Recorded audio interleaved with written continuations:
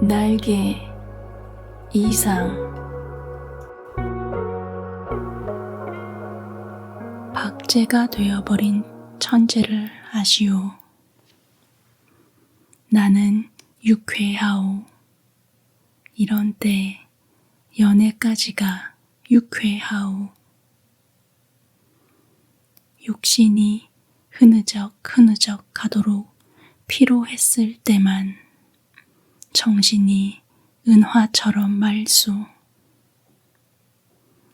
니코틴이 내 횃배 앓는 뱃속으로 스미면 머릿속에 의례 백지가 준비되는 법이요. 그 위에다 나는 위트와 패러독스를 바둑 포석처럼 늘어놓소. 가증할 상식의 병이요.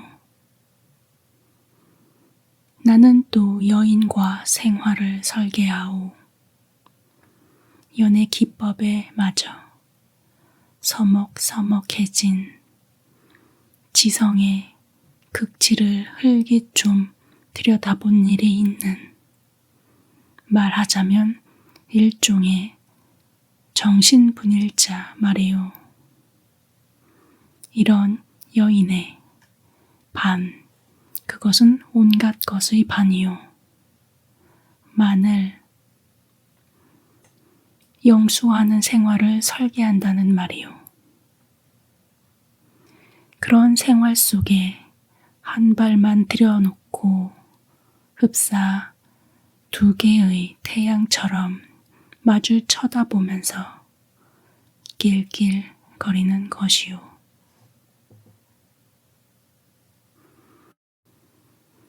나는 아마 어지간히 인생의 재행이 싱거워서 견딜 수가 없게 되고 그만둔 모양이요. 굿바이. 굿바이. 그대는 이따금 그대가 제일 싫어하는 음식을 탐식하는 아이러니를 실천해 보는 것도 좋을 것 같소. 위트와 패러독스와 그대 자신을 위조하는 것도 할 만한 일이요. 그대의 작품은 한 번도 본 일이 없는 기성품에 의하여 차라리 경편하고 고매하리다. 19세기는 될 수 있거든 봉쇄하여 버리오.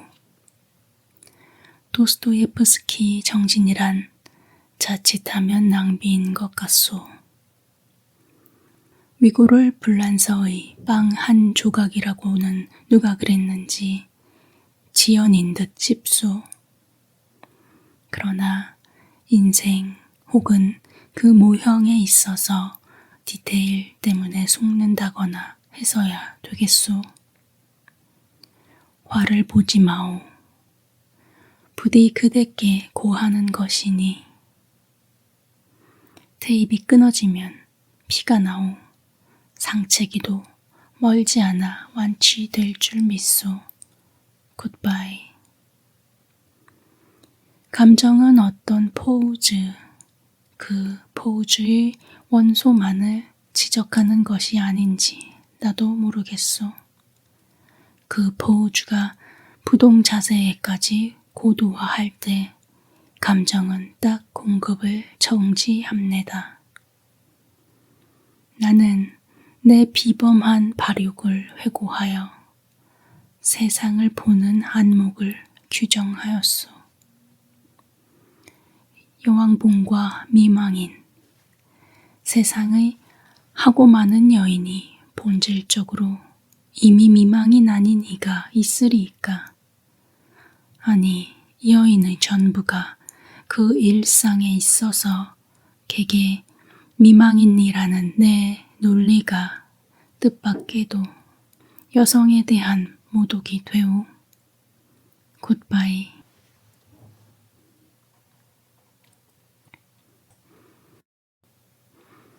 그 33번지라는 것이 구조가 흡사 유곽이라는 느낌이 없지 않다. 한 번에 18가구가 쭉 어깨를 맞대고 늘어서서 창호가 똑같고 아공지 모양이 똑같다. 게다가 각 가구에 사는 사람들이 송이송이 꽃과 같이 젊다. 해가 들지 않는다. 해가 드는 것을 그들이 모른 채 하는 까닭이다. 덕살 밑에다 철줄을 매고 얼룩진 이부자리를 널어 말린다는 핑계로 미닫이에 해가 드는 것을 막아버린다. 침침한 방 안에서 낮잠들을 잔다. 그들은 밤에는 잠을 자지 않나? 알 수 없다. 나는 밤이나 낮이나 잠만 자느라고 그런 것은 알 길이 없다. 33번지 18가구의 낮은 참 조용하다. 조용한 것은 낮뿐이다. 어둑어둑하면 그들은 이부자리를 걷어들인다. 전등불이 켜진 뒤에 18가구는 낮보다 훨씬 화려하다. 저물도록 미닫이 여닫는 소리가 잦다. 바빠진다. 여러 가지 내음새가 나기 시작한다. 비웃 굽는 내, 탕 고돌한 내, 뜸을 내, 비누 내. 그러나 이런 것들보다도 그들의 문패가 제일로 고개를 끄덕이게 하는 것이다. 이 18가구를 대표하는 대문이라는 것이 일각이 져서 외따로 떨어지기는 했으나 있다. 그러나 그것은 한 번도 다친 일이 없는 한길이나 마찬가지 대문인 것이다.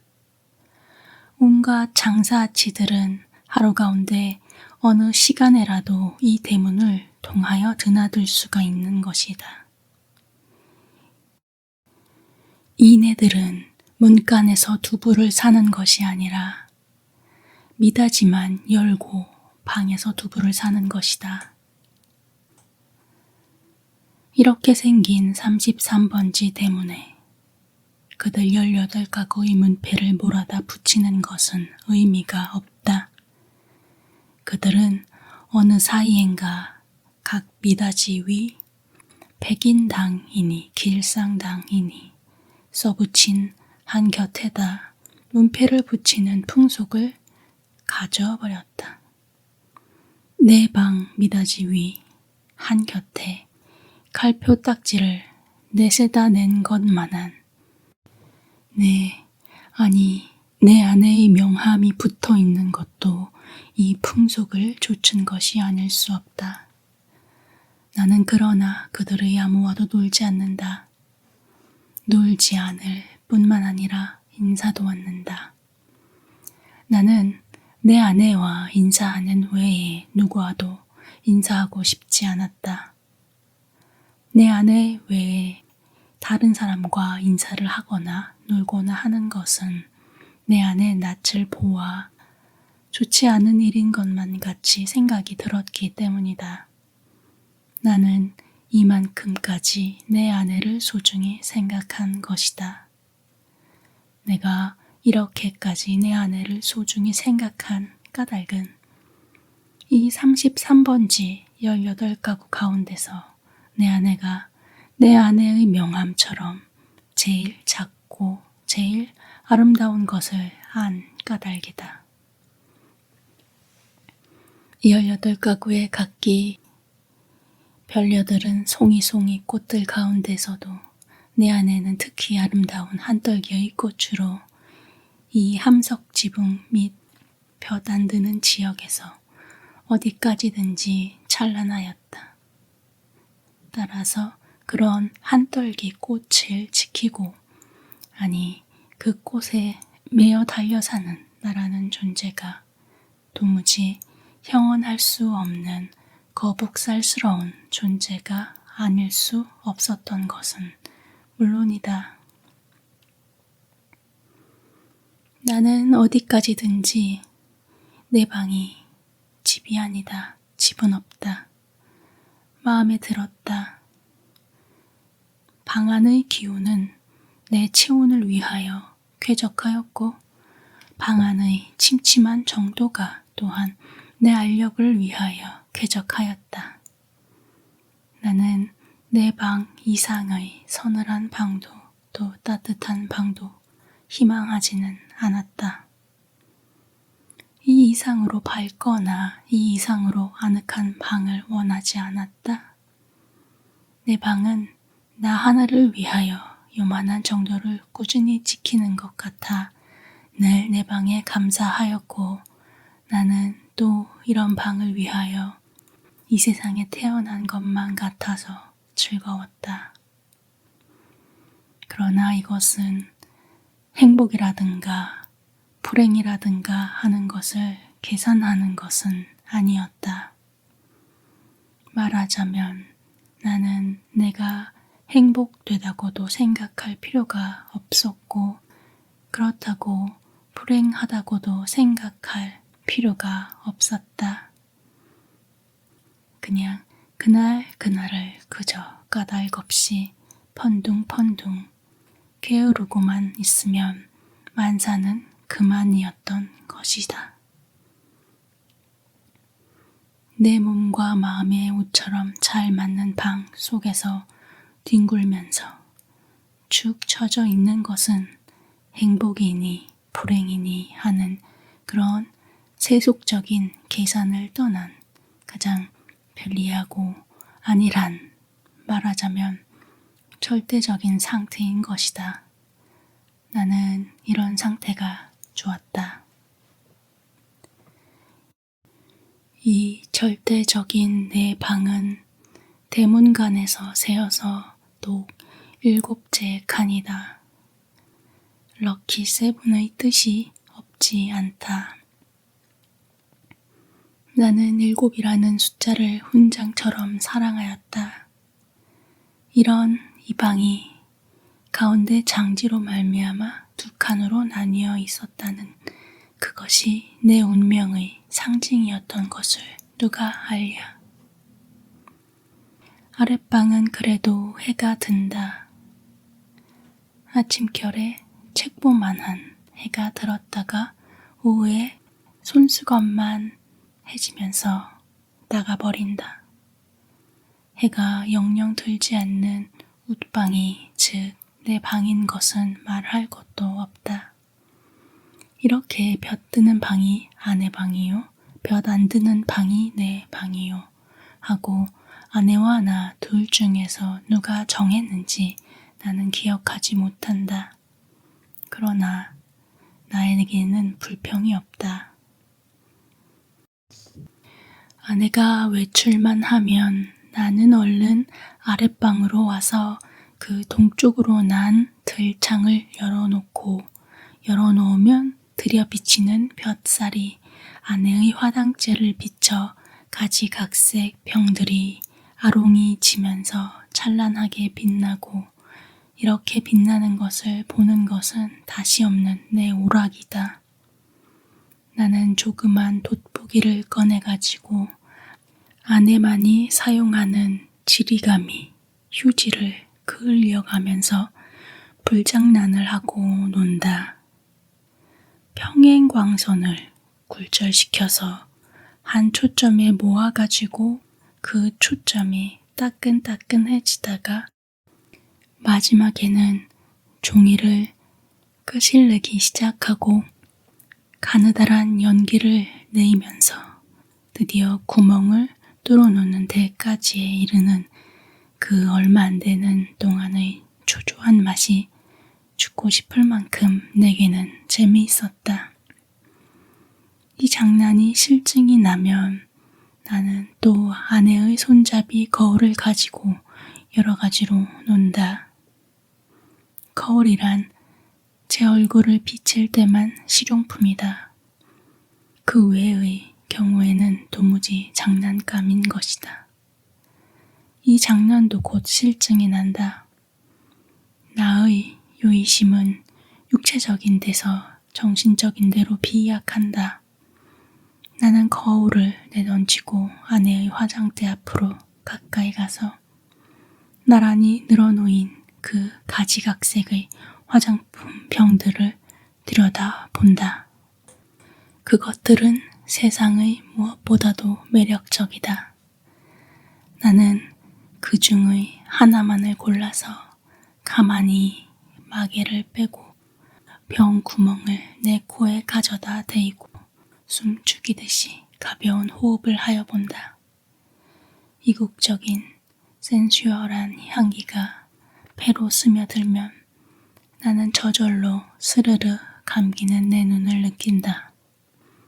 확실히 아내의 재취의 파편이다. 나는 도로 병마개를 맞고 생각해 본다.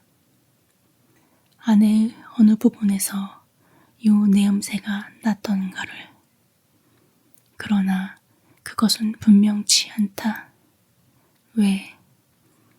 아내의 채취는 여기 늘어섰는 가지각색 향기의 합계일 것이니까.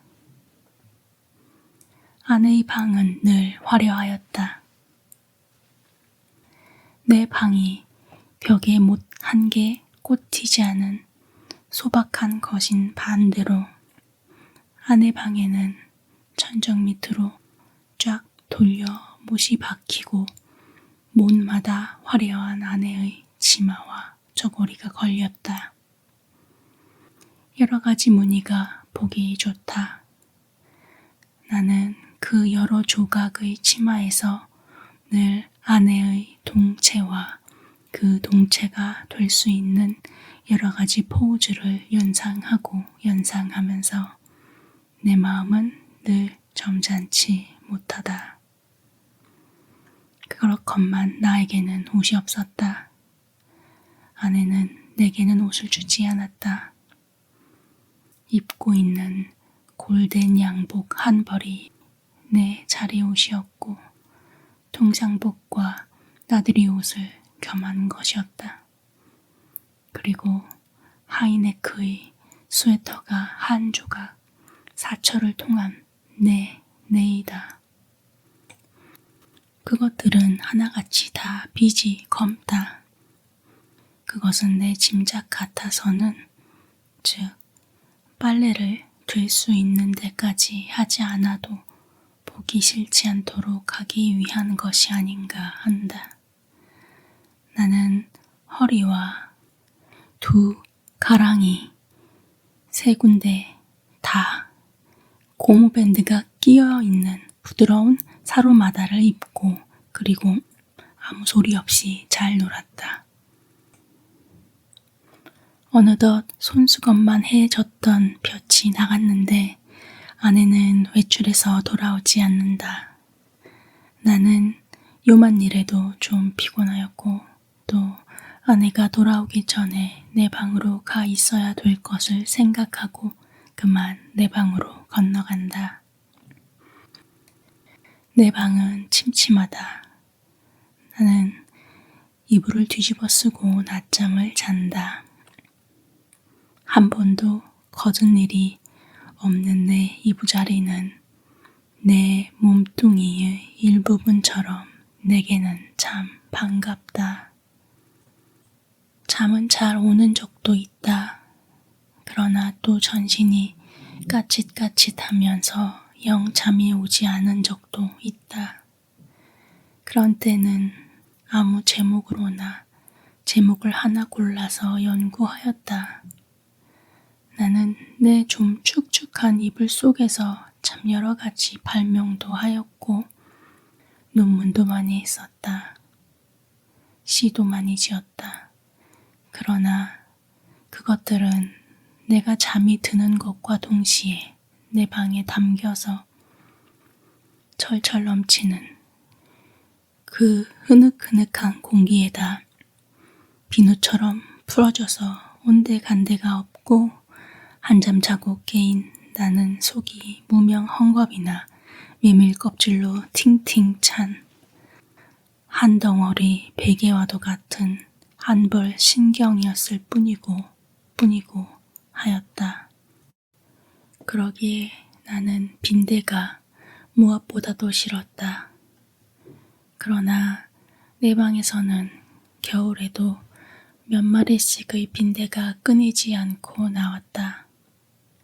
내게 근심이 있었다면 오직 이 빈대를 미워하는 근심일 것이다. 나는 빈대에게 물려서 가려운 자리를 피가 나도록 긁었다. 쓰라린다. 그것은 그윽한 쾌감에 틀림없었다. 나는 홍곤히 잠이 든다. 나는 그러나 그런 이불 속의 사색 생활에서도 적극적인 것을 궁리하는 법이 없다. 내게는 그럴 필요가 대체 없었다. 만일 내가 그런 좀 적극적인 것을 궁리해 내었을 경우에 나는 반드시 내 아내와 의논하여야 할 것이고, 그러면 반드시 나는 아내에게 꾸지람을 들을 것이고, 나는 꾸지람이 무서웠다느니 보다도 성가셨다. 내가 제법 한 사람의 사회인의 자격으로 일을 해보는 것도, 아내에게 사설 듣는 것도 나는 가장 게으른 동물처럼 게으른 것이 좋았다. 될 수만 있으면 이 무의미한 인간의 탈을 벗어버리고도 싶었다. 나에게는 인간 사회가 스스러웠다. 생활이 스스러웠다. 모두가 서먹서먹할 뿐이었다. 아내는 하루에 2번 세수를 한다. 나는 하루 한 번도 세수를 하지 않는다. 나는 밤중 3시나 4시에서 변소에 갔다. 달이 밝은 밤에는 한참씩 마당에 우두커니 섰다가 들어오곤 한다. 그러니까 나는 이 18가구의 아무와도 얼굴이 마주치는 일이 거의 없다. 그러면서도 나는 이 18가구의 젊은 여인의 얼굴들을 거반 다 기억하고 있었다. 그들은 하나같이 내 아내만 못하였다. 11시쯤 해서 하는 아내의 첫 번째 세수는 좀 간단하다. 그러나 저녁 7시쯤 해서 하는 2번째 세수는 손이 많이 간다. 아내는 낮에보다도 밤에 더 좋고 깨끗한 옷을 입는다. 그리고 낮에도 외출하고 밤에도 외출하였다. 아내에게 직업이 있었던가? 나는 아내의 직업이 무엇인지 알 수 없다. 만일 아내에게 직업이 없었다면 같이 직업이 없는 나처럼 외출할 필요가 생기지 않을 것인데, 아내는 외출한다. 외출할 뿐만 아니라 내객이 많다. 아내에게 내객이 많은 날은 나는 온종일 내 방에서 이불을 쓰고 누워 있어야만 된다. 불장난도 못한다. 화장품 내음새도 못 맡는다. 그런 날은 나는 의식적으로 우울해 하였다. 그러면 아내는 나에게 돈을 준다. 50전짜리 은화다. 나는 그것이 좋았다. 그러나 그것을 무엇에 써야 옳을지 몰라서 늘 머리맡에 던져두고 한 것이 어느 결에 모여서 꽤 많아졌다. 어느 날 이것을 본 아내는 금고처럼 생긴 벙어리를 사다 준다. 나는 한 푼씩 그 속에 넣고 열쇠는 아내가 가져갔다. 그 후에도 나는 더러 은화를 그 벙어리에 넣은 것을 기억한다. 그리고 나는 게을렀다. 얼마 후 아내의 머리 쪽에 보지 못하던 눈깔잠이 하나 여드름처럼 돋았던 것은 바로 그 금고형 벙어리의 무게가 가벼워졌다는 증거일까. 그러나 나는 드디어 머리맡에 놓였던 그 벙어리에 손을 대지 않고 말았다. 내 게으름은 그런 것에 내 주의를 환기시키기도 싫었다. 아내에게 내객이 있는 날은 이불 속으로 암만 깊이 들어가도 비 오는 날만큼 잠이 잘 오지는 않았다. 나는 그런 때 아내에게는 왜 늘 돈이 있나, 왜 돈이 많은가를 연구했다. 내객들은 장지 저쪽에 내가 있는 것을 모르나 보다. 내 아내와 나도 좀 하기 어려운 농을 아주 서슴지 않고 쉽게 내던지는 것이다. 그러나 내 아내를 가운데 서너 사람의 내객들은 늘 비교적 점잖았다고 볼 수 있는 것이 자정이 좀 지나면 의례 돌아들 같다. 그들 가운데는 퍽 교양이 옅은 자도 있는 듯 싶었는데 그런 자는 보통 음식을 사다 먹고 논다.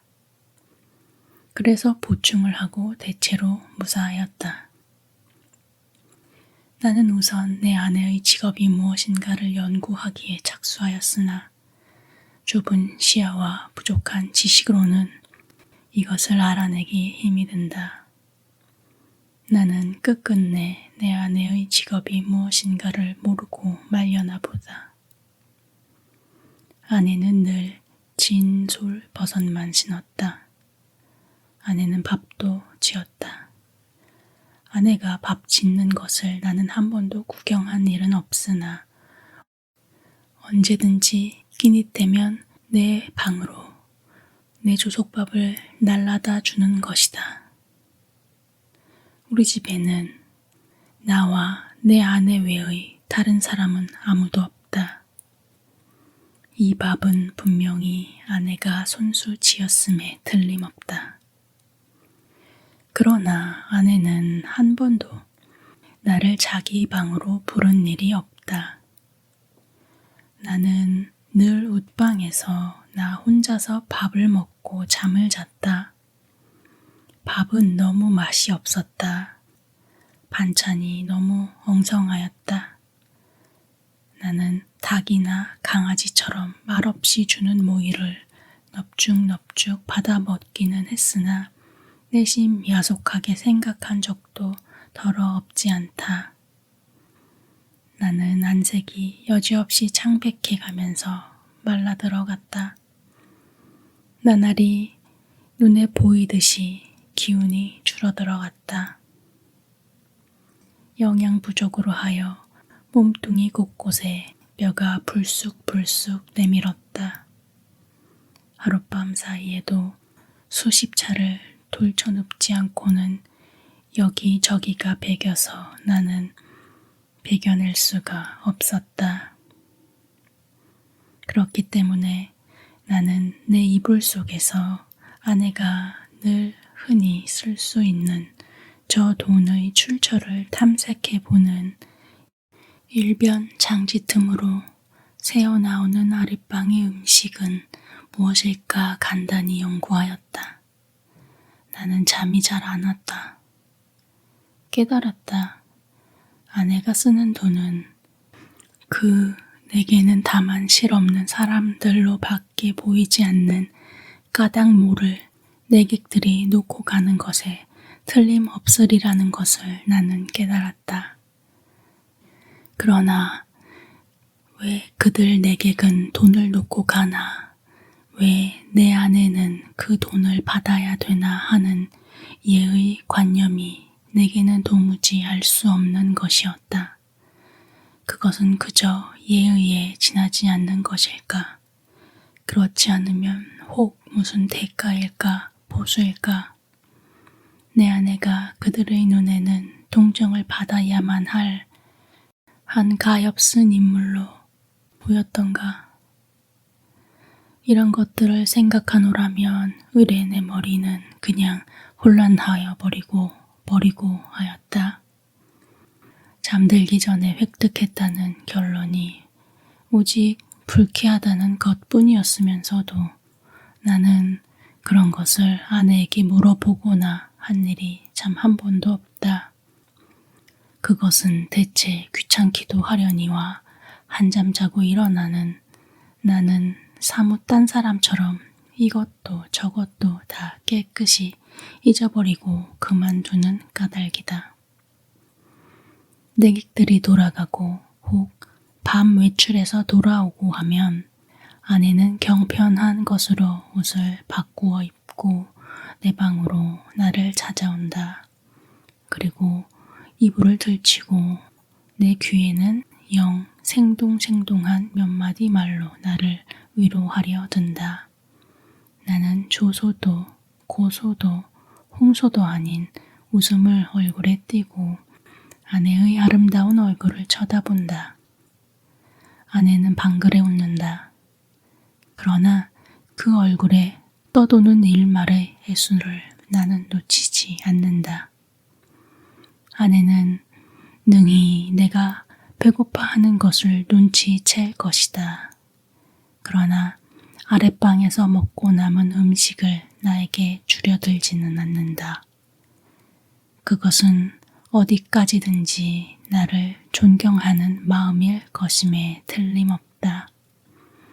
나는 배가 고프면서도 저기 마음이 든든한 것을 좋아했다. 아내가 무엇이라고 짓거리고 갔는지 귀에 남아 있을 리가 없다. 다만 내 머리맡에 아내가 놓고 간 은화가 전등불에 흐릿하게 빛나고 있을 뿐이다. 그 금고형 벙어리 속에 그 은화가 얼만큼이나 모였을까? 나는 그러나 그것을 쳐들어 보지 않았다. 그저 아무런 의욕도 기원도 없이 그 단추구멍처럼 생긴 틈사구니로 은화를 떨어뜨려 둘 뿐이었다. 왜 아내의 내객들이 아내에게 돈을 놓고 가나 하는 것이 풀 수 없는 의문인 것 같이 왜 아내는 나에게 돈을 놓고 가나 하는 것도 역시 나에게는 똑같이 풀 수 없는 의문이었다. 내 비록 아내가 내게 돈을 놓고 가는 것이 싫지 않았다 하더라도 그것은 다만 그것이 내 손가락에 닿는 순간에서부터 그 벙어리 주둥이에서 자취를 감추기까지의 하잘것없는 짧은 촉각이 좋았달 뿐이지 그 이상 아무 기쁨도 없다. 어느 날 나는 그 벙어리를 변소에 갖다 넣어 버렸다. 그때 벙어리 속에는 몇 푼이나 되는지는 모르겠으나 그 은화들이 꽤 들어 있었다. 나는 내가 지구 위에 살며 내가 이렇게 살고 있는 지구가 질풍신뢰의 속력으로 광대무변의 공간을 달리고 있다는 것을 생각했을 때 참 허망하였다. 나는 이렇게 부지런한 지구 위에서는 현기증도 날 것 같고 해서 한시 앞이 내려버리고 싶었다. 이불 속에서 이런 생각을 하고 난 뒤에는 나는 그 은화를 그 벙어리에 넣고 하는 것조차가 귀찮아졌다. 나는 아내가 손수 벙어리를 사용하였으면 하고 희망하였다. 벙어리도 돈도 사실에는 아내에게만 필요한 것이지 내게는 애초부터 의미가 전혀 없는 것이었으니까 될 수만 있으면 그 벙어리를 아내는 아내 방으로 가져갔으면 하고 기다렸다. 그러나 아내는 가져가지 않는다. 나는 내가 아내 방으로 가져다 둘까 하고 생각해 보았으나 그 즈음에는 아내의 내객이 원체 많아서 내가 아내 방에 가 볼 기회가 도무지 없었다. 그래서 나는 하는 수 없이 변소에 갖다 집어넣어 버리고 만 것이다. 나는 서글픈 마음으로 아내의 꾸지람을 기다렸다. 그러나 아내는 끝내 아무 말도 나에게 묻지도 하지도 않았다. 않았을 뿐 아니라 여전히 돈은 돈대로 내 머리맡에 놓고 가지 않나. 내 머리맡에는 어느덧 은화가 꽤 많이 모였다. 내객이 아내에게 돈을 놓고 가는 것이나 아내가 내게 돈을 놓고 가는 것이나 일종의 쾌감, 그 외의 다른 아무런 이유도 없는 것이 아닐까 하는 것을 나는 또 이불 속에서 연구하기 시작하였다. 쾌감이라면 어떤 종류의 쾌감일까를 계속하여 연구하였다. 그러나 그것은 이불 속의 연구로는 알 길이 없었다. 쾌감 하고 나는 뜻밖에도 이 문제에 대해서만 흥미를 느꼈다. 아내는 물론 나를 늘 감금하여 두다시피 하여 왔다. 내게 불평이 있을 리 없다. 그런 중에도 나는 그 쾌감이라는 것의 유무를 체험하고 싶었다. 나는 아내의 밤 외출 틈을 타서 밖으로 나왔다. 나는 거리에서 잊어버리지 않고 가지고 나온 은화를 지폐로 바꾼다. 5원이나 된다. 그것을 주머니에 넣고 나는 목적을 잃어버리기 위하여 얼마든지 거리를 쏘다녔다. 오래간만에 보는 거리는 거의 경이에 가까울 만큼 내 신경을 흥분시키지 않고는 마지 않았다. 나는 금시에 피곤하여 버렸다. 그러나 나는 참았다. 그리고 밤이 이슥하도록 까닭을 잃어버린 채 이 거리 저 거리로 지양 없이 헤매었다. 돈은 물론 한 푼도 쓰지 않았다. 돈을 쓸 아무 엄두도 나서지 않았다. 나는 벌써 돈을 쓰는 기능을 완전히 상실한 것 같았다. 나는 과연 피로를 이 이상 견디기가 어려웠다. 나는 가까스로 내 집을 찾았다.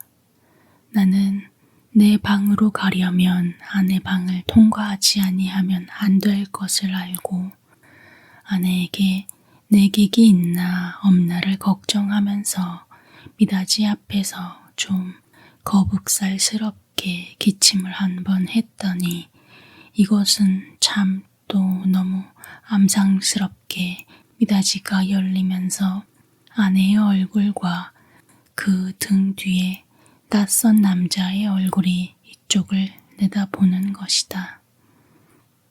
나는 벼랑간 내어 쏟아지는 불빛에 눈이 부셔서 좀 머뭇머뭇했다.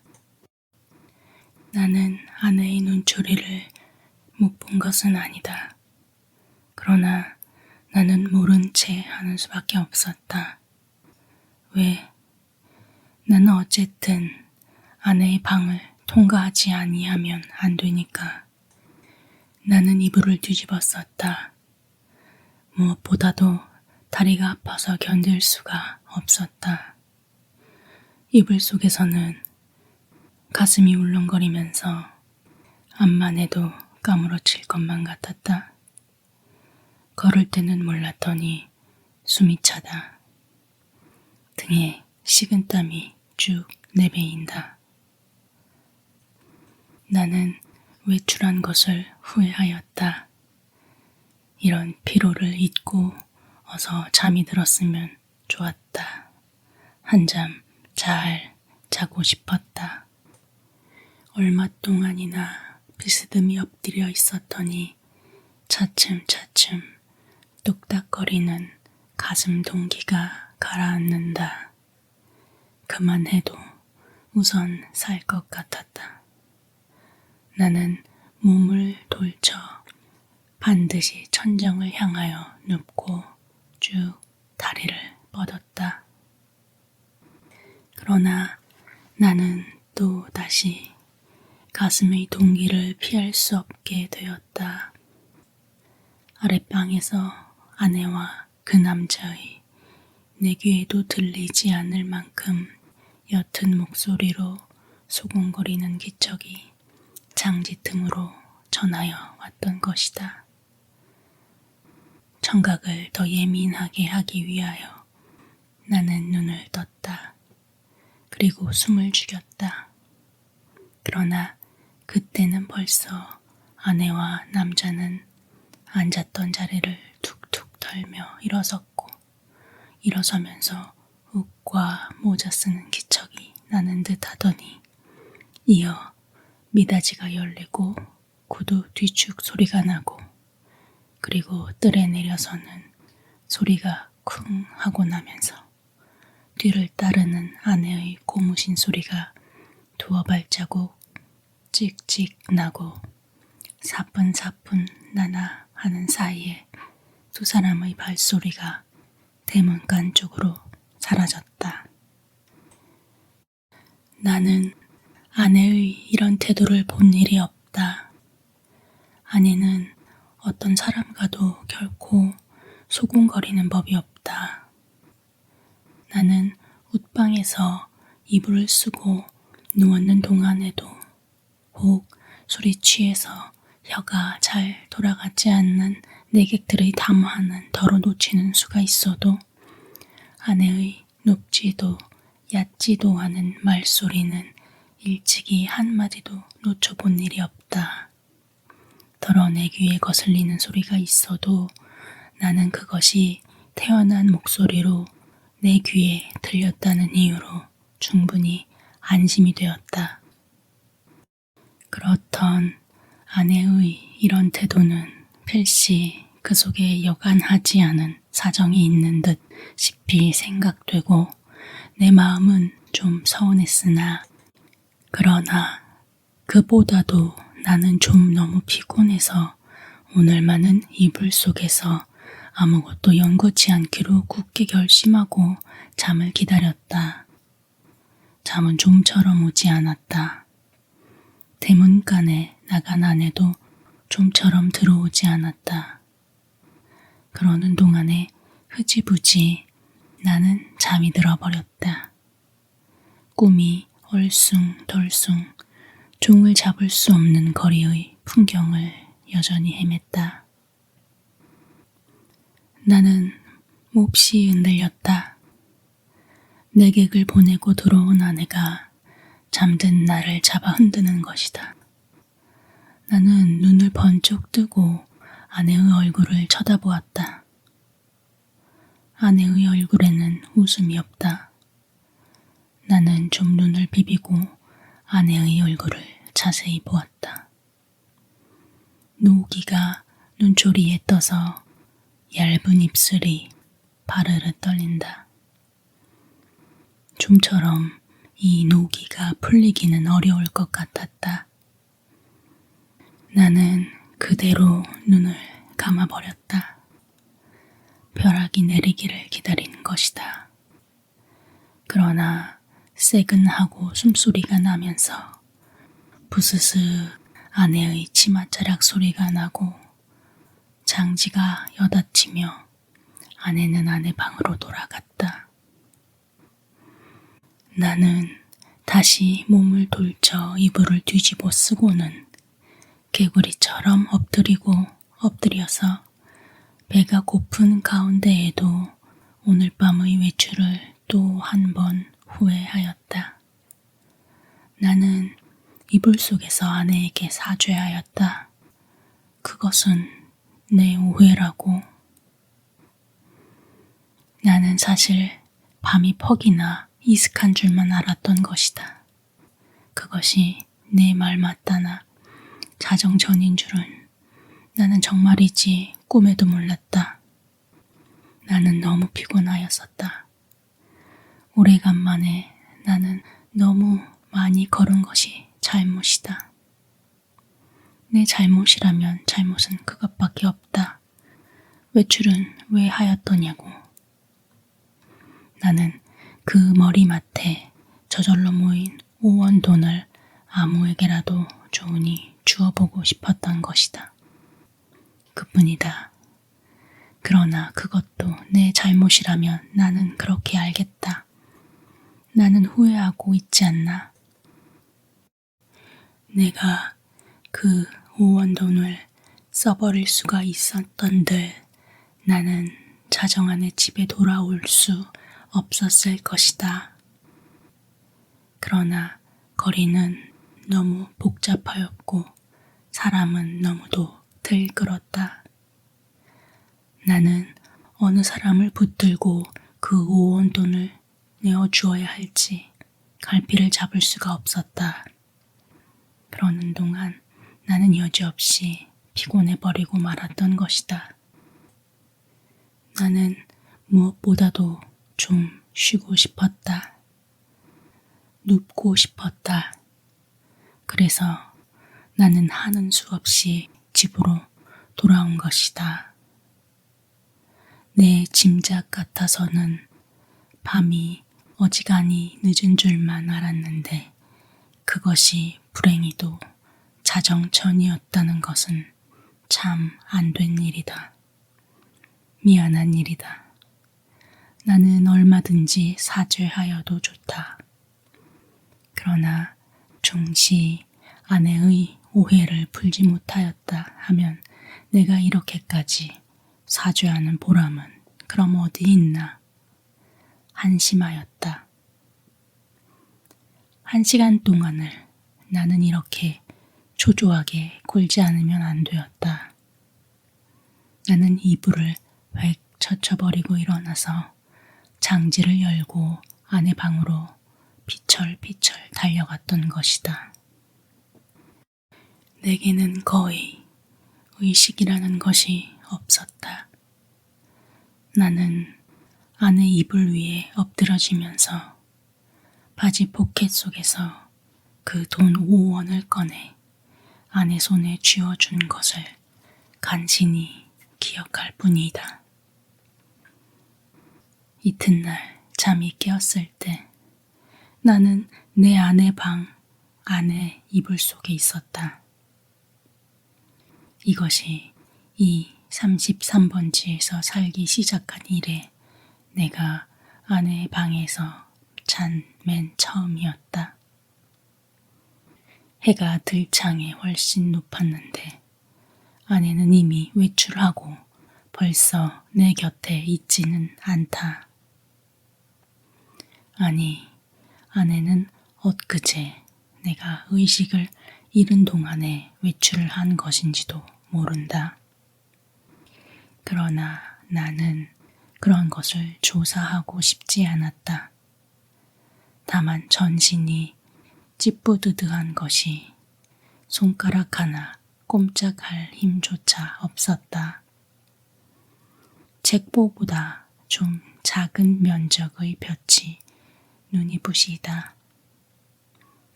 그 속에서 수없는 먼지가 흡사 미생물처럼 난무하다. 코가 칵 막히는 것 같다. 나는 다시 눈을 감고 이불을 푹 뒤집어 쓰고 낮잠을 자기에 착수하였다.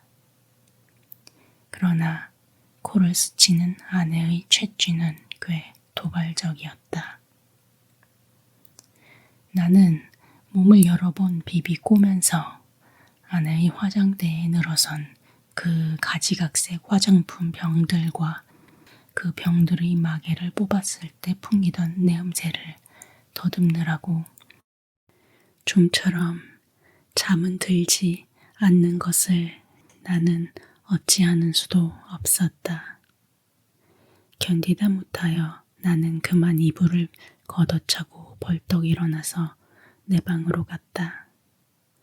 내 방에는 다 식어빠진 내 끼니가 가지런히 놓여 있는 것이다. 아내는 내 모이를 여기다 주고 나간 것이다. 나는 우선 배가 고팠다. 한 숟갈을 입에 떠넣었을 때 그 촉감은 참 너무도 냉이와같이 서늘하였다. 나는 숟갈을 놓고 내 이불 속으로 들어갔다. 하룻밤을 비어 때린 내 이부자리는 여전히 반갑게 나를 맞아준다. 나는 내 이불을 뒤집어 쓰고 이번에는 참 늘어지게 한잠 잤다. 내가 잠을 깨인 것은 전등이 켜진 뒤다. 그러나 아내는 아직도 돌아오지 않았나 보다. 아니, 들어왔다 또 나갔는지도 알 수 없다. 그러나 그런 것을 상고하여 무엇하나. 정신이 한결 난다. 나는 지난밤 일을 생각해 보았다. 그 돈 5원을 아내 손에 쥐어주고 넘어졌을 때에 느낄 수 있었던 쾌감을 나는 무엇이라고 설명할 수가 없었다. 그러니 내객들이 내 아내에게 돈 놓고 가는 심리며 내 아내가 내게 돈 놓고 가는 심리의 비밀을 나는 알아낸 것 같아서 여간 즐거운 것이 아니다. 나는 속으로 빙그레 웃어보았다. 이런 것을 모르고 오늘까지 지내온 내 자신이 어떻게 우스꽝스러워 보이는지 몰랐다. 나는 어깨춤이 났다. 따라서 나는 또 오늘 밤에도 외출하고 싶었다. 그러나 돈이 없다. 나는 어저녁에 그 돈 5원을 한꺼번에 아내에게 주어버린 것을 후회하였다. 또 그 벙어리를 변소에 갖다 쳐 넣어버린 것도 후회하였다. 나는 실없이 실망하면서 습관처럼 그 돈 5원이 들어있던 내 바지 포켓에 손을 넣어 한번 휘둘러 보았다. 뜻밖에도 내 손에 쥐어지는 것이 있었다.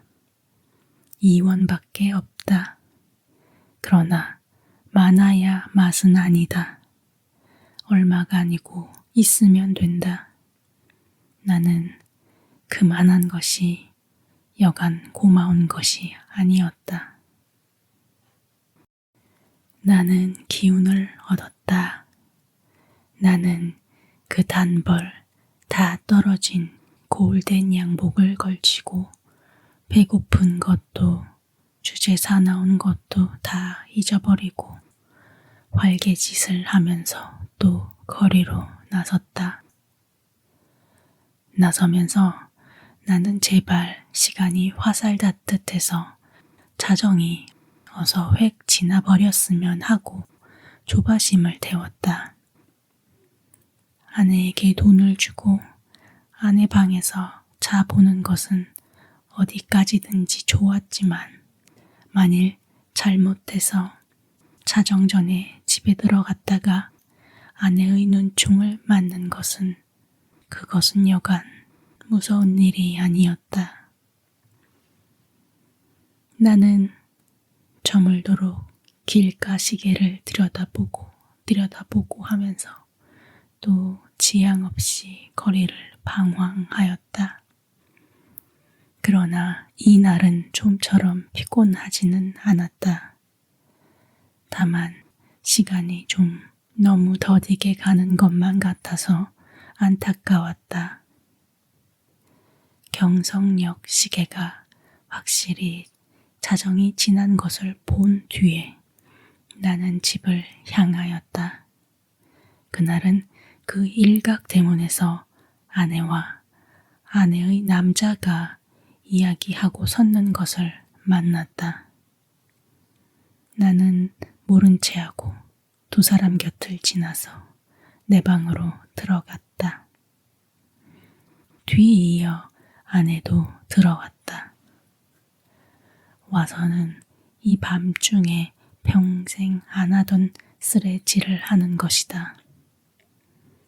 조금 있다가 아내가 눕는 기척을 엿듣자마자 나는 또 장지를 열고 아내 방으로 가서 그 돈 2원을 아내 손에 덤썩 쥐어주고 그리고 하여간 그 2원을 오늘 밤에도 쓰지 않고 도로 가져온 것이 참 이상하다는 듯이 아내는 내 얼굴을 몇 번이고 엿보고 아내는 드디어 아무 말도 없이 나를 자기 방에 재워 주었다.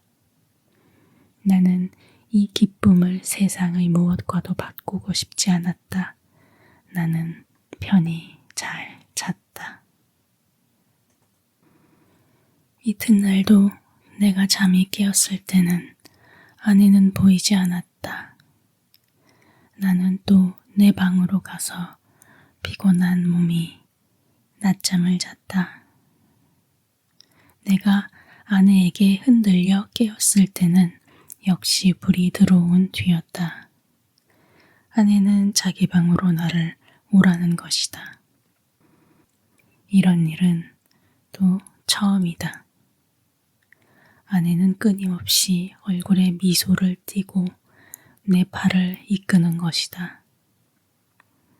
나는 이런 아내의 태도 이면에 앵간치 않은 음모가 숨어 있지는 않은가 하고 저기 불안을 느끼지 않을 수 없었다.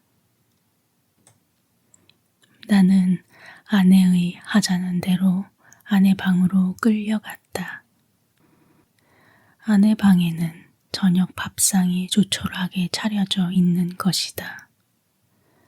생각하여 보면 나는 이틀을 굶었다. 나는 지금 배고픈 것까지도 긴가민가 잊어버리고 얼음얼음 하던 차다. 나는 생각하였다. 이 최후의 만찬을 먹고 나자마자 벼락이 내려도 나는 차라리 후회하지 않을 것을. 사실 나는 인간 세상이 너무나 심심해서 못 견디겠던 차다.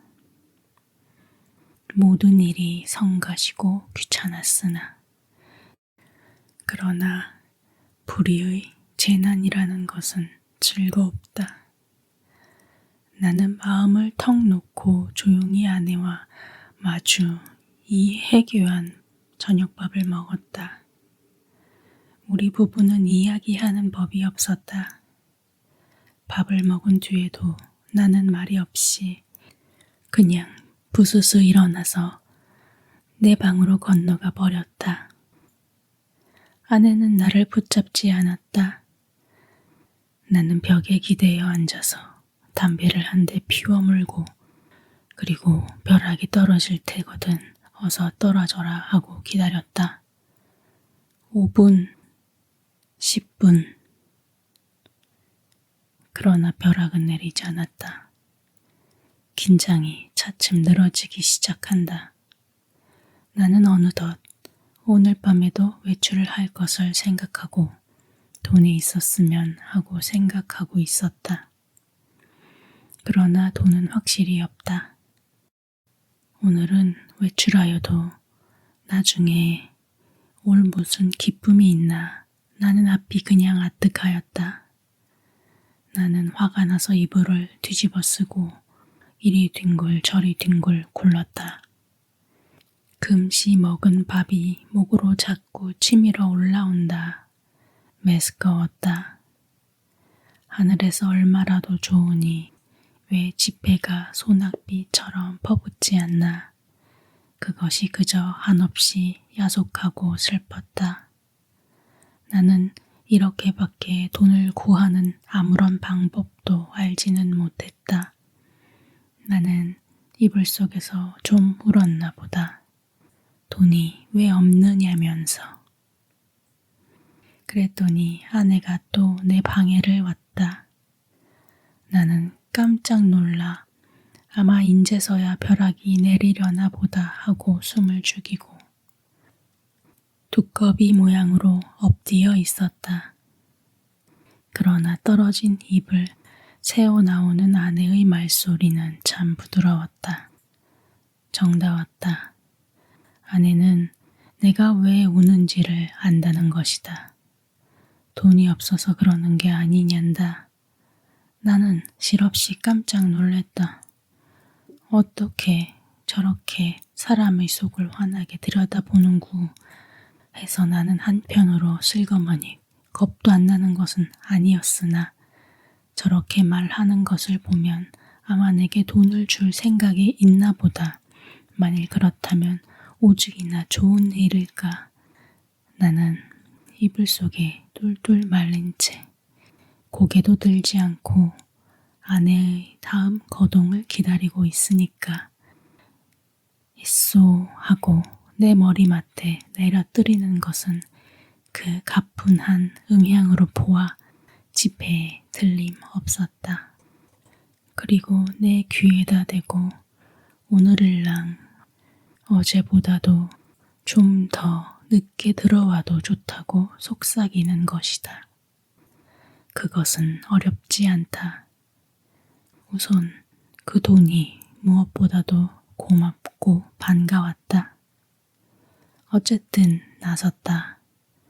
나는 좀 야맹증이다. 그래서 될 수 있는 대로 밝은 거리로 골라서 돌아다니기로 했다. 그리고는 경성역 1, 2등 대합실 한곁 티루메를 들렀다. 그것은 내게는 큰 발견이었다. 거기는 우선 아무도 아는 사람이 안 온다. 설사 왔다가도 곧들 가니까 좋다. 나는 날마다 여기 와서 시간을 보내리라 속으로 생각하여 두었다. 제일 여기 시계가 어느 시계보다도 정확하리라는 것이 좋았다. 섣불리 서투른 시계를 보고 그것을 믿고 시간 전에 집에 돌아갔다가 큰 코를 다쳐서는 안 된다. 나는 한 복수에 아무것도 없는 것과 마주 앉아서 잘 끓은 커피를 마셨다. 총총한 가운데 여객들은 그래도 한 잔 커피가 즐거운가 보다. 얼른 마시고 무얼 좀 생각하는 것 같이 담벼락도 좀 쳐다보고 하다가 곧 나가버린다. 서글프다. 그러나 내게는 이 서글픈 분위기가 거리의 티룸들의 그 거치장스러운 분위기보다는 절실하고 마음에 들었다.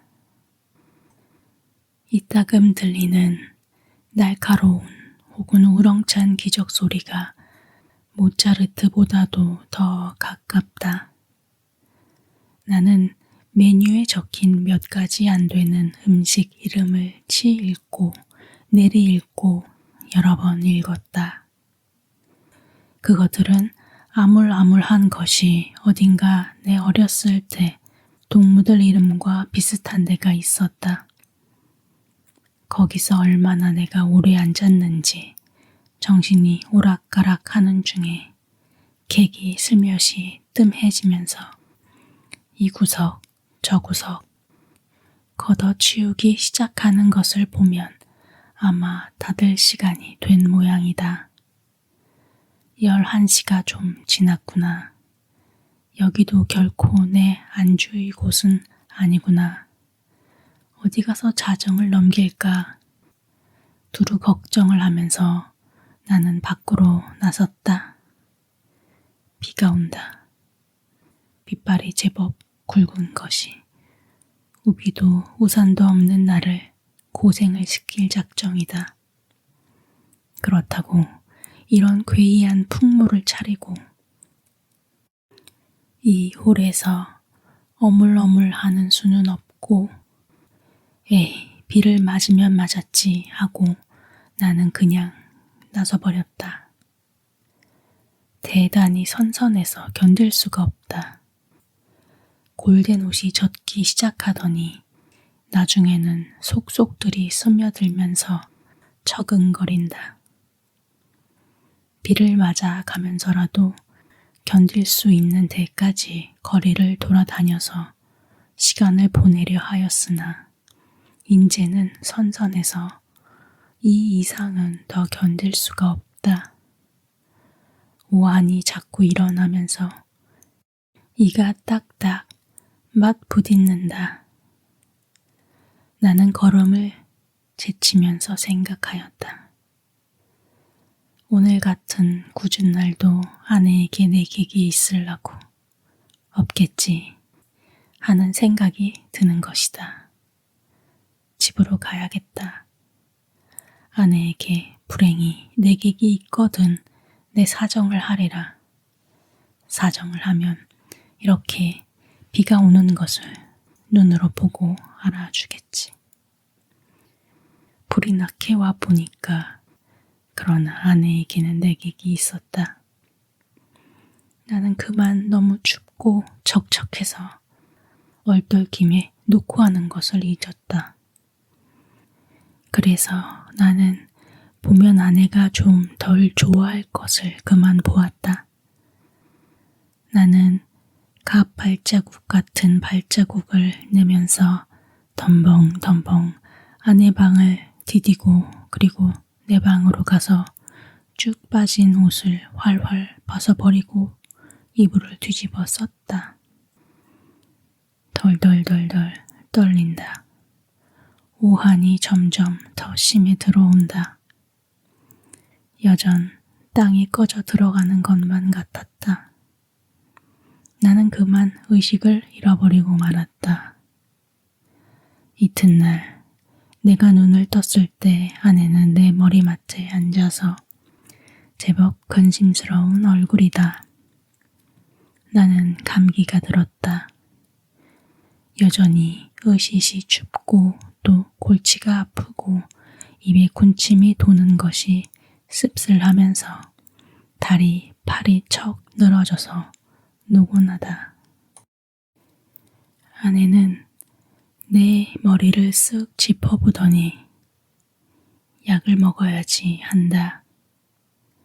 아내 손이 이마에 선뜩한 것을 보면 신혈이 어지간한 모양인데 약을 먹는다면 해열제를 먹어야지 하고 속 생각을 하자니까 아내는 따뜻한 물에 하얀 정제약 4개를 준다. 이것을 먹고 한 잠 푹 자고 나면 괜찮다는 것이다. 나는 널름 받아 먹었다. 쌉싸름한 것이 짐작 같아서는 아마 아스피린인가 싶다. 나는 다시 이불을 쓰고 단번에 그냥 죽은 것처럼 잠이 들어버렸다. 나는 콧물을 훌쩍훌쩍 하면서 여러 날을 앓았다. 앓는 동안에 끊이지 않고 그 정제약을 먹었다. 그러는 동안에 감기도 나았다. 그러나 입맛은 여전히 소태처럼 썼다. 나는 차츰 또 외출하고 싶은 생각이 났다. 그러나 아내는 나더러 외출하지 말라고 이러는 것이다. 이 약을 날마다 먹고 그리고 가만히 누워있으라는 것이다. 공연히 외출을 하다가 이렇게 감기가 들어서 저를 고생을 시키는 게 아니냔다. 그도 그렇다. 그럼 외출을 하지 않겠다고 맹세하고 그 약을 연복하여 몸을 좀 보해보리라고 나는 생각하였다. 나는 날마다 이불을 뒤집어 쓰고 밤이나 낮이나 잤다. 유난스럽게 밤이나 낮이나 졸려서 견딜 수가 없는 것이다. 나는 이렇게 잠이 자꾸만 오는 것은 내가 훨씬 몸이 튼튼해진 증거라고 굳게 믿었다. 나는 아마 한 달이나 이렇게 지냈나 보다. 내 머리와 수염이 좀 너무 자라서 후텁해서 견딜 수가 없어서 내 거울을 좀 보리라고 아내가 외출한 틈을 타서 나는 아내 방으로 가서 아내의 화장대 앞에 앉아 보았다. 상당하다. 수염과 머리가 참 산란하였다. 오늘은 이발을 좀 하리라고 생각하고 겸사겸사 그 화장품 병들 마개를 뽑고 이것저것 맡아보았다. 한동안 잊어버렸던 향기 가운데서는 몸이 베베 꼬일 것 같은 채취가 전해 나왔다. 나는 아내의 이름을 속으로만 한번 불러보았다. 연심이 하고 오래간만에 돋보기 장난도 하였다. 거울 장난도 하였다. 창에 든 볕이 여간 따뜻한 것이 아니었다. 생각하면 5월이 아니냐.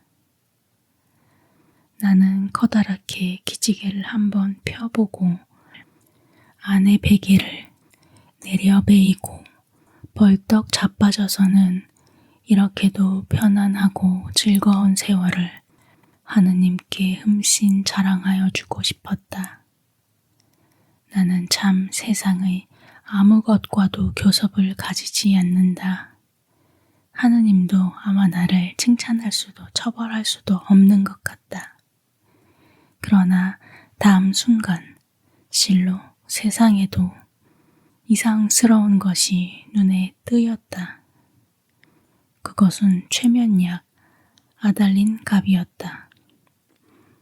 나는 그것을 아내의 화장대 밑에서 발견하고 그것이 흡사 아스피린처럼 생겼다고 느꼈다. 나는 그것을 열어보았다. 똑 4개가 비었다. 나는 오늘 아침에 4개의 아스피린을 먹은 것을 기억하고 있었다. 나는 잤다. 어제도, 그제도, 그제도 나는 졸려서 견딜 수가 없었다. 나는 감기가 다 나았는데도 아내는 내게 아스피린을 주었다. 내가 잠이 든 동안에 이웃에 불이 난 일이 있다. 그때에도 나는 자느라고 몰랐다. 이렇게 나는 잤다. 나는 아스피린으로 알고 그럼 한 달 동안을 두고 아달린을 먹어온 것이다. 이것은 좀 너무 심하다. 벼랑간 아뜩하더니 하마터면 나는 까무러칠 뻔하였다. 나는 그 아달린을 주머니에 넣고 집을 나섰다. 그리고 산을 찾아 올라갔다. 인간 세상에 아무것도 보기가 싫었던 것이다. 걸으면서 나는 아무쪼록 아내에게 관계되는 일은 일절 생각하지 않으려고 노력하였다. 길에서 까무러치기 쉬우니까다. 나는 어디라도 양지가 바른 자리를 하나 골라 자리를 잡아가지고 서서히 아내에 관하여서 연구할 작정이었다. 나는 길가의 돌창, 핀 구경도 못한 진 개나리꽃, 종달새, 돌멩이도 새끼를 까는 이야기, 이런 것만 생각하였다. 다행히 길가에서 나는 졸도하지 않았다. 거기는 벤치가 있었다.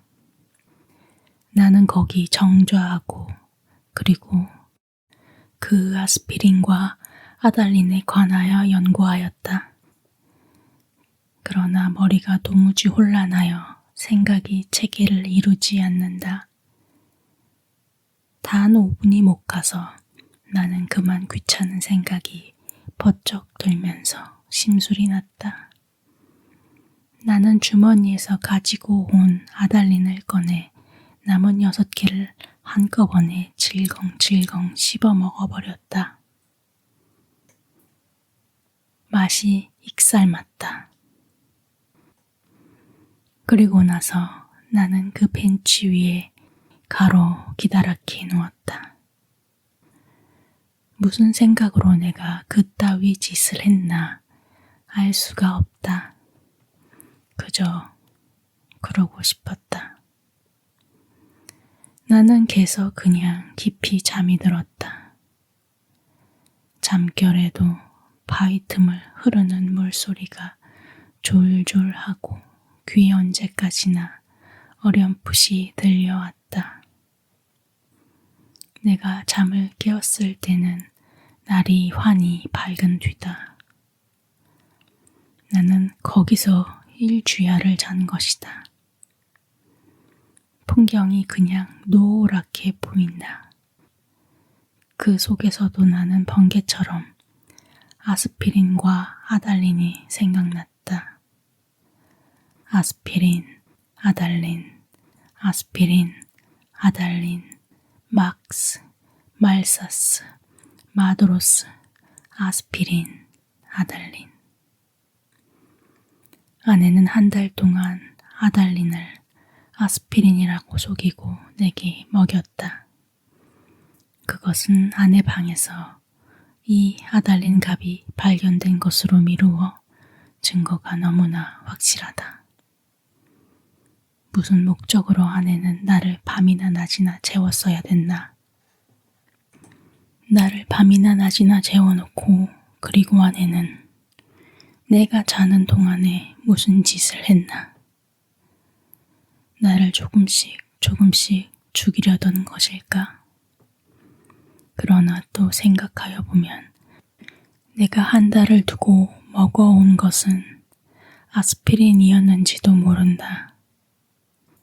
아내는 무슨 근심되는 일이 있어서 밤이면 잠이 잘 오지 않아서 정작 아내가 아달린을 사용한 것이나 아닌지.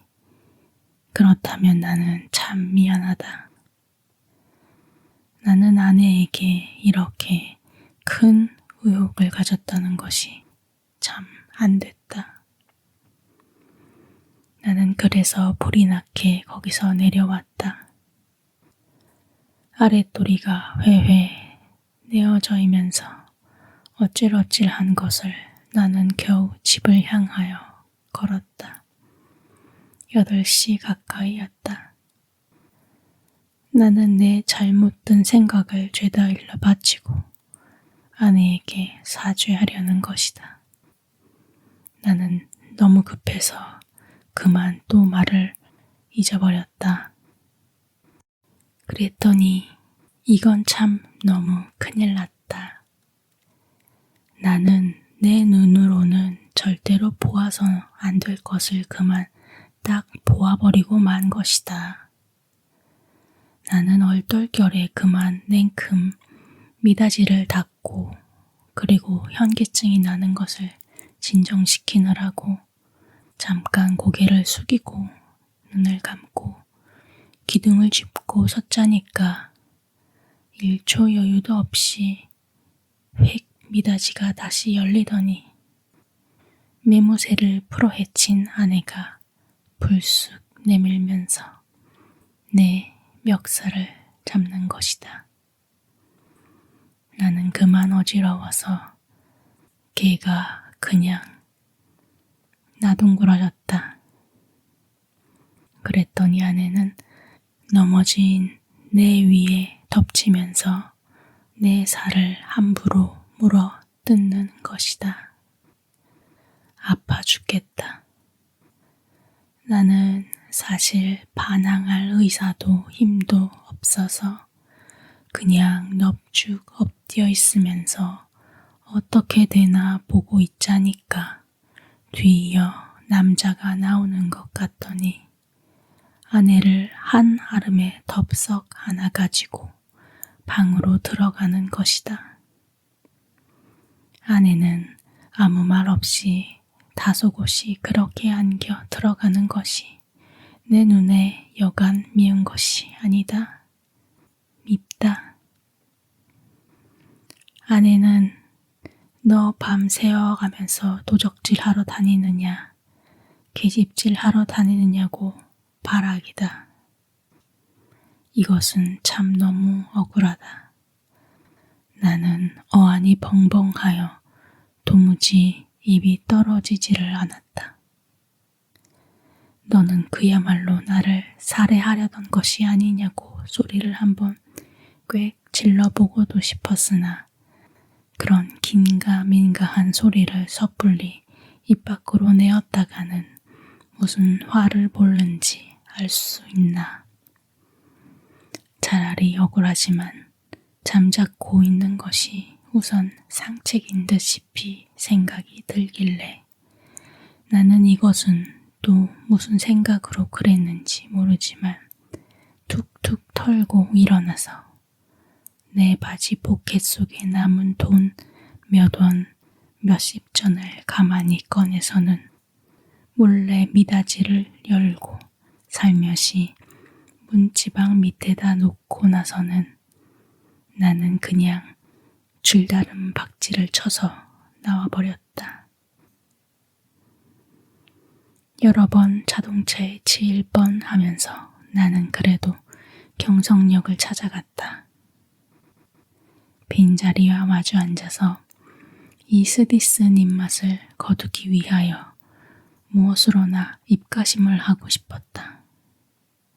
커피 좋다. 그러나 경성역 홀에 한 걸음을 들여놓았을 때 나는 내 주머니에는 돈이 한 푼도 없다는 것을, 그것을 깜빡 잊었던 것을 깨달았다. 또 아뜩하였다. 나는 어디선가 그저 맥없이 머뭇머뭇하면서 어쩔 줄을 모를 뿐이었다. 얼빠진 사람처럼 그저 이리 갔다 저리 갔다 하면서 나는 어디로 들입다 쏘다녔는지 하나도 모른다. 다만 몇 시간 후에 내가 미스콧이 옥상에 있는 것을 깨달았을 때는 거의 대낮이었다. 나는 거기 아무데나 주저앉아서 내 자라온 26해를 회고하여 보았다. 몽롱한 기억 속에서는 이렇다는 아무 제목도 불그러져 나오지 않았다. 나는 또 내 자신에게 물어보았다. 너는 인생에 무슨 욕심이 있느냐고. 그러나 있다고도 없다고도 그런 대답은 하기가 싫었다. 나는 거의 나 자신의 존재를 인식하기조차도 어려웠다. 허리를 굽혀서 나는 그저 금붕어나 들여다보고 있었다. 금붕어는 참 잘들 생겼다. 작은 놈은 작은 놈대로, 큰 놈은 큰 놈대로 다 싱싱하니 보기 좋았다. 내려비치는 5월 햇살에 금붕어들은 그릇 바탕에 그림자를 내려뜨렸다. 지느러미는 하늘하늘 손수건을 흔드는 흉내를 낸다. 나는 이 지느러미 수효를 헤어보기도 하면서 굽힌 허리를 좀처럼 펴지 않았다. 등 허리가 따뜻하다. 나는 또 회탁의 거리를 내려다 보았다. 거기서는 피곤한 생활이 또 금붕어 지느러미처럼 흐느흐느 허비적거렸다. 눈에 보이지 않는 끈적끈적한 줄에 엉켜서 헤어나지들을 못한다. 나는 피로와 공복 때문에 무너져 들어가는 몸뚱이를 끌고 그 회탁의 거리 속으로 섞여 들어가지 않는 수도 없다고 생각하였다. 나서서 나는 또 문득 생각하여 보았다. 이 발길이 지금 어디로 향하여 가는 것인가를. 그때 내 눈앞에는 아내의 모가지가 벼락처럼 내려 떨어졌다. 아스피린과 아달린. 우리들은 서로 오해하고 있느니라. 설마 아내가 아스피린 대신에 아달린의 정량을 나에게 먹여왔을까? 나는 그것을 믿을 수는 없다. 아내가 그럴 대체 까닭이 없을 것이니 그러면 나는 날밤을 새면서 도적질을 계집질을 하였나? 정말이지 아니다. 우리 부부는 숙명적으로 발이 맞지 않는 절름발이인 것이다. 내가 아내나 제 거동에 로직을 붙일 필요는 없다. 변해할 필요도 없다. 사실은 사실대로, 오해는 오해대로 그저 끝없이 발을 절뚝거리면서 세상을 걸어가면 되는 것이다. 그렇지 않을까? 그러나 나는 이 발길이 아내에게로 돌아가야 옳은가 이것만은 분간하기가 좀 어려웠다. 가야 하나? 그럼 어디로 가야 하나? 이때 뚜 하고 정오 사이렌이 울었다. 사람들은 모두 내 활개를 펴고 닭처럼 푸드덕거리는 것 같고 온갖 유리와 강철과 대리석과 지폐와 잉크가 부글부글 끓고 수선을 떨고 하는 것 같은 찰나. 그야말로 현란을 극한 정오다. 나는 불현듯이 겨드랑이가 가렵다. 아, 그것은 내 인공의 날개가 돋았던 자국이다. 오늘은 없는 이 날개. 머릿속에는 희망과 야심의 말소된 페이지가 딕셔너리 넘어가듯 번뜩였다. 나는 걷던 걸음을 멈추고 그리고 어디 한번 이렇게 외쳐보고 싶었다. 날개야, 다시 돋아라. 날자, 날자, 날자. 한 번만 더 날자꾸나. 한 번만 더 날아보자꾸나.